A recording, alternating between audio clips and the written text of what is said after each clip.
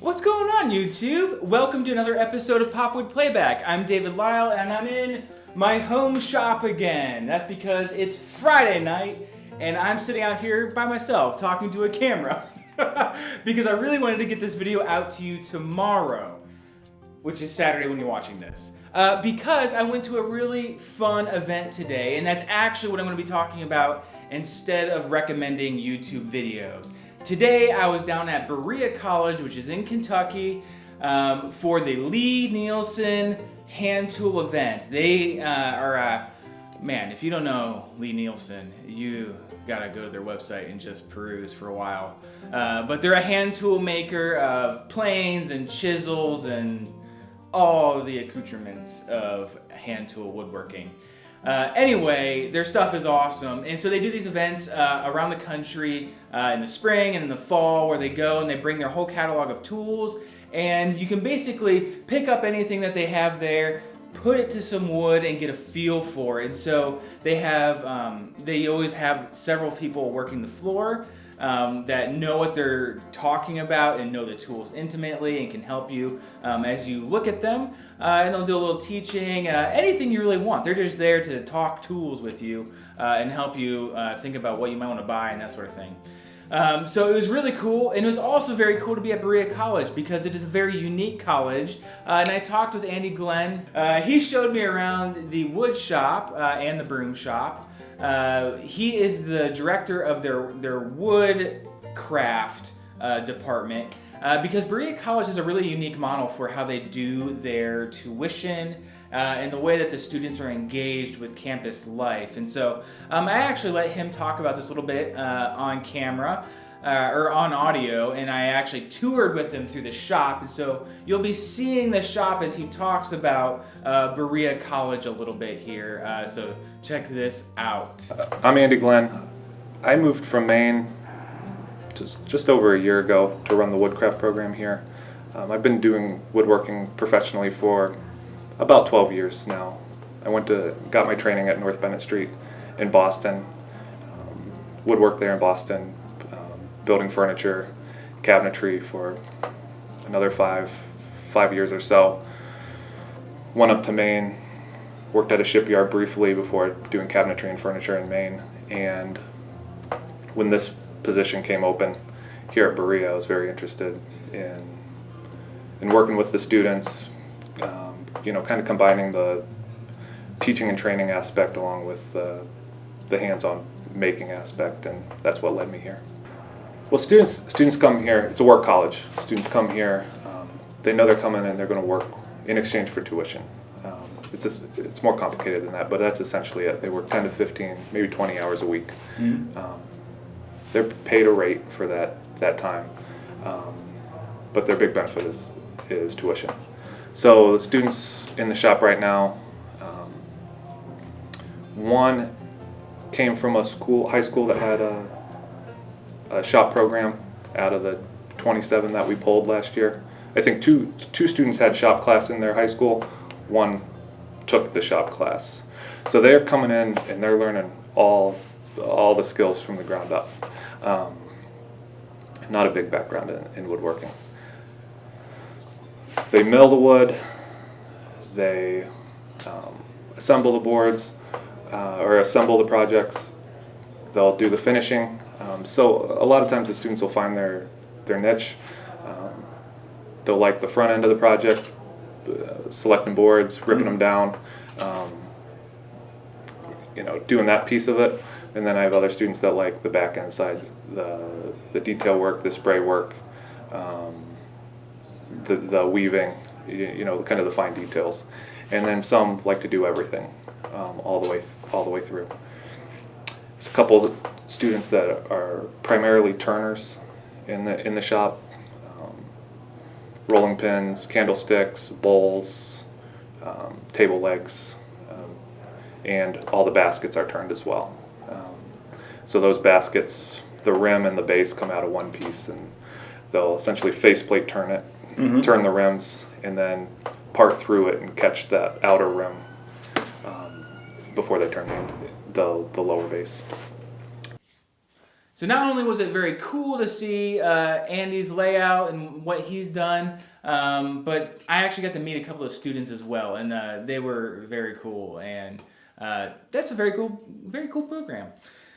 So beyond that, there were several other vendors that I wanted to talk about, and these people, you might say, are primarily Instagram woodworking focused. Not focused, but like where they put their efforts. They're not necessarily YouTubers. So you're seeing this on YouTube, they're on Instagram, maybe you guys should meet. And so the first one I talked to was Dan from Red Rose Tools Productions.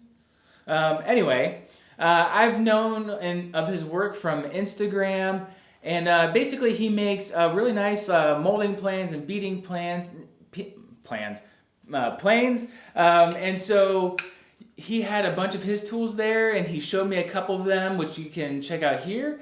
And then he also had his sill plane that shoots out these little spirals of shavings that they used back in the day with candles to light things, which was kind of cool. So he had a nice display and very nice tool. The next booth that I visited was Mark Hicks of Plate 11 Workbench Co. So he makes really nice workbenches in the Roubeau style. Also shave horses, and he has a new mechanism coming out for adjusting the height on his shaving horse. And so they were having fun with it.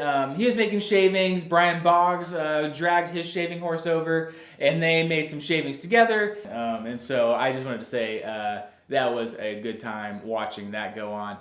He also has really nice workbenches, so check him out on Instagram. His Instagram name is Mark Builds It. After that, I went over and saw Isaac Hicks. Build your own classic frame saws. This is a video that we put out with Isaac a couple years ago. And so what he's done is he has specialized in making frame saws, and he had one there that was larger than a small child. And so he showed me a couple of nice rips that he did with it, and he was also making some veneer with it. And so it's just a massive saw, but the way that he can manipulate it and the way that it keeps its tension, you can make really accurate cuts. And so it was all very impressive and much bigger than the saws that I have here. But very cool. When I turned around in the booth area, Megan Fitzpatrick was there, the former editor of Popular Woodworking magazine. And so she has her own publishing company, and she had a copy of Mechanic's Companion at her booth, which is an outstanding, very fascinating book that you should check out. After that, I went and saw Brian Boggs. He had a prototype chair with him that I don't know how long he's been dragging around to shows and stuff like that, but he's been working on it for what he said is about a year, and it's a brand new design for him with a few new techniques that were really cool. When you sit in this chair, it's astoundingly comfortable, and so he talked about it a little bit. The audio was bad, it was super loud in this room, so I just have him showing you the chair here, but it's a hollow seat, and so he has some internal structure that keeps it rigid but light, that also allows it to have some really nice curves, and it's a cherry veneer on top of the seat. And the slats are kind of the really mind-blowing part, is that not only are they bent into the normal ladder back curve, but they're also bent in the middle, so they curve this way, but then they also like come in to your back, and so they almost come to an apex right at one point in their shape, which when you sit in it, you know something is very good. It is very comfortable. I was actually pretty blown away when I sat in it. And so that was a very fun conversation, talking with Brian about a thing that he's been working on and he's really excited about. So congrats, Brian, on that. And then who else did I see? Mateo with Lazarus Handplane Co. Down in Louisville, Kentucky. He makes gorgeous infill planes that are just very, very nice. He's a metal worker, he's a woodworker, and it comes together beautifully. And then finally, I just want to give a shout out to one of my first times that I was ever recognized in the wild. Al came by and said, I don't recognize anybody here, but I recognize you from PopWood Playback, which was just funny because there's only about 4,000 of you that watch all every week. And so I just want to say, Al, it was nice to meet you. And the video didn't turn out very good that we shot really quickly together. So I won't show that, or maybe I will. I don't know. What, does it look okay? Anyway, sorry I don't have any YouTube pics this week. It was super busy. I've been working on this box that is going to be in the December issue. It's a feature article, and it's a traveling tool chest. So, it's a dovetailed carcass. I made a spalted maple, plywood front and back that is rabbited in, all Baltic birch dividers. And there's going to be a drawer here, and then the top. Oh, here, hold on. Let me show you. The top has my saws in it.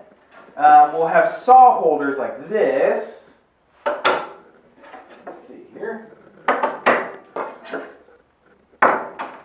And for travel, it goes back on like this. It'll have a couple of plywood rests in there that it sits on.